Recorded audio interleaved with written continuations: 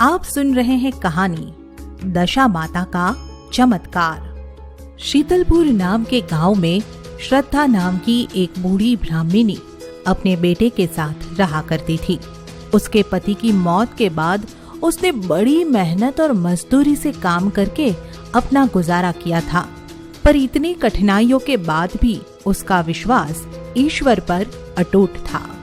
अरे कालू, इतनी देर कहाँ था? माँ, बस दोस्तों के साथ घूम रहा था। कालू, अब तुम बड़े हो गए हो और मैं बूढ़ी होती जा रही हूँ। अब तुम्हें कुछ काम खोज लेना चाहिए जिससे हमारा घर अच्छे से चल पाए। मैंने कई बार काम ढूंढने की कोशिश की है, पर कोई काम मिलता ही नहीं। और कोई काम ना सही, तुम गांव वालों के पशुओं को चराने ले जाया करो, जिससे 2 पैसे घर में आ सके। ठीक है माँ।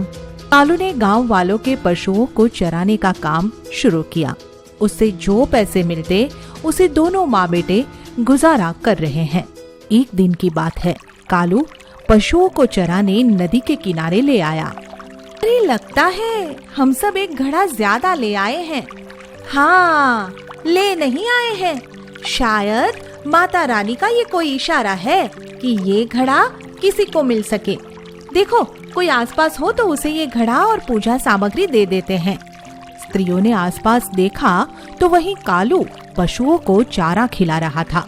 उन्होंने उसे बुलाया और कहा, अरे भाई, हम यहाँ दशा माँ की पूजा और घड़ा भरने की रस्म कर रहे हैं, पर यहाँ एक घड़ा अधिक है।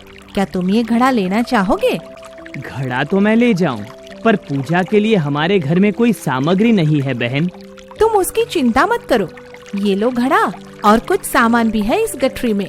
जाओ और अपनी माता से कहना कि दशा माता उनके दुख अवश्य दूर करेगी। कालू वो घड़ा और सामग्री लेकर अपने घर जाता है और अपनी माँ को पुकारता है। माँ, ओ माँ, कहाँ रह गई? जल्दी ये सामग्री लो। ये क्या है बेटा? कालू अपनी माँ से स्त्रियों द्वारा बताई गई पूरी बात कहता है और दशा माँ का घड़ा और सामग्री भी देता है। मैं इस घड़े की पूरी भक्ति भाव से पूजा और कथा करूंगी।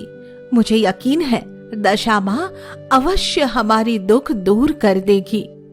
श्रद्धा अपने मन में दशा माँ के प्रति अपार भक्ति के साथ उस घड़े की पूजा करती है। 9 दिनों तक दशा माता की कथा व्रत करती है और इसकी इतनी भक्ति और भावना को देखकर दशा माँ उसकी परीक्षा लेने एक बूढ़ी गरीब स्त्री के स्वरूप में उनके घर आती है। क्या कर रही हो बहन? आज दशा माँ का 10वां और अंतिम दिन है बहन। उनके लिए घर को साफ कर रही हूँ। मैं बहुत दूर से आई हूँ बहन, मुझे थोड़ा पानी पिला दो जरा। हाँ हाँ, क्यों नहीं, आइए आप यहाँ बैठिए। क्षमा कीजिए, घर में कोई स्थान भी नहीं जहाँ आपको बिठा सकूं, पर यहाँ मैंने अभी लेपा पोथा किया है। आप यहाँ बैठिए, मैं अभी आपके लिए पानी लाती हूँ। श्रद्धा को पता नहीं था कि वो बूढ़ी गरीब औरत दशा माता ही है। फिर भी उसने पूरे अतिथि भाव के साथ उनकी सेवा की। उनके घर में एक ही कटोरी थी, उसमें श्रद्धा ने गरीब औरत को पानी पिलाया। जब वो अंदर आई तब अचानक दशा माँ अंतर्ध्यान हो गई और श्रद्धा के घर एक सोने का घड़ा छोड़ गई। अरे, वो बूढ़ी औरत लगता है सोने का घड़ा यहीं छोड़ गई है। श्रद्धा ने पूरे गांव में उसे ढूंढा, पर वो कहीं नहीं मिली। क्या हुआ माँ, किसे ढूंढ रही हो? श्रद्धा पूरी बात उसे कहती है और कालू समझ जाता है कि वो और कोई नहीं, दशा माँ ही थी जो उन पर अपनी कृपा बरसाने आई थी। ये दशा माँ का ही आशीर्वाद है। माँ, जाओ अब नदी किनारे जाकर इस घड़े की पूजा संपन्न करो। श्रद्धा घड़े की पूजा करने के बाद नदी में से जैसे ही बाहर निकली, वैसे ही कुछ सेवक पालकी लेकर उनके लिए खड़े थे और जहाँ उनका घर था वहाँ एक बड़ा सा सुंदर सा मकान बन चुका था, जिसमें हर किस्म की सुविधा थी। माँ, दशा माता की कृपा से हमारे दुख दूर हो गए माँ। अब बस दशा माँ तेरा विवाह भी एक अच्छी कन्या से करवा दे तो मैं चैन से मर सकूं।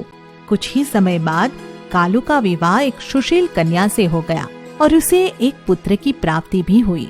श्रद्धा का अब अंतिम समय आ चुका था। उसने बहू को बुलाया और उसे दशा के चमत्कार के बारे में बताया। दशा फिर एक बार श्रद्धा के घर पर गरीब और मलिन वस्त्रों में उसकी बहू की परीक्षा लेने आई, पर श्रद्धा की बहू को अपने सास के वचन याद थे। आइए बैठिए माँ जी, मुझे आपकी सेवा का अवसर दीजिए। नहीं नहीं, मेरे मलिन वस्त्रों से सब कुछ खराब हो जाएगा। बहू ने अपने आंचल से माँ के पैरों की धूल साफ की, उनके मलिन वस्त्रों को साफ किया और अपने पुत्र को भी उनकी गोद में दे दिया। मैं तुम्हारी भक्ति से बहुत प्रसन्न हूँ।